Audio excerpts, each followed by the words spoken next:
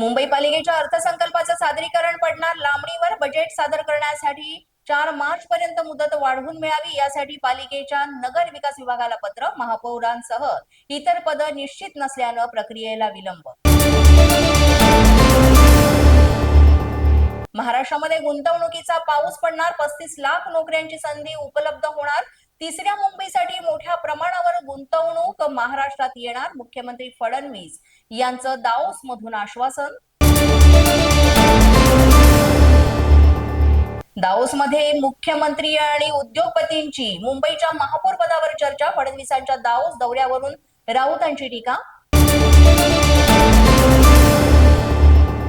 बंगळुरूमध्ये स्थानिक निवडणुका बॅलेट पेपरवर होणार. कर्नाटक राज्य निवडणूक आयोगाचा निर्णय. गैरप्रकार टाळण्यासाठी इलेक्ट्रॉनिक वोटिंग मशीन ऐवजी बॅलेट पेपर वापरलं जाणार. संभाजीनगरमध्ये कुख्यात गुन्हेगारांच्या टोळ्यांमध्ये गँग वॉर. एक आरोपी पाण्याच्या टाकीत बसला होता लपून. पोलिसांकडून 8 जणांना करण्यात आली अटक.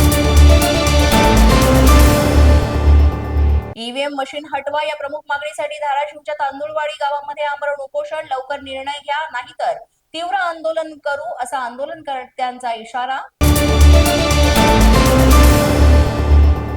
नागपुरात उद्या होणाऱ्या भारत विरुद्ध न्यूझीलंड T20 सामन्याच्या तिकिटांचा काळा बाजार समोर. 650 रुपयांचं तिकीट तब्बल 2500 रुपयांना विकलं जात आहे. पोलिसांकडून या प्रकरणात एकाला अटक.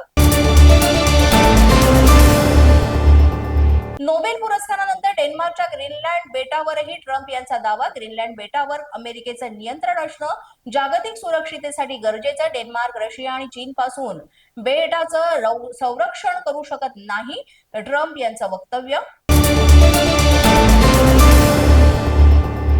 सांगलीत सारथी अंतर्गत मिळणारी शिष्यवृत्ती पुन्हा सुरू करण्याची मागणी आणि याकरिता विद्यार्थ्यांचं आंदोलन. जिल्हाधिकारी कार्यालयासमोर माध्यमिक विद्यालयाच्या विद्यार्थ्यांचं आंदोलन. धाराशिवमध्ये बॅलेट पेपरची मागणी करत आमरण उपोषण. ईव्हीएम मशीन म्हणजे लोकशाहीची फसवणूक. धर्मवीर छत्रपती संभाजीराजे शौर्य प्रतिष्ठानचे अध्यक्ष बाळराजे आवारे यांनी केला आरोप. माझा न्यूजच्या बातमीपत्रात आज इतकंच. तुम्हाला आमचं बातमीपत्र कसं वाटतंय याबाबत अवश्य अभिप्राय कळवा. यासाठी पोलीस माझा न्यूजचं युट्यूब चॅनल सबस्क्राईब करा. तसंच आमचं फेसबुक, इंस्टाग्राम आणि ट्विटर अकाउंट फॉलो करा. अधिक माहितीसाठी आमच्या www.policemazhanews.com या वेबसाईटला भेट द्या. आमचे अधिकृत प्रतिनिधी व्हायचे असेल तर स्क्रीनवर दिलेल्या क्रमांकावर आजच संपर्क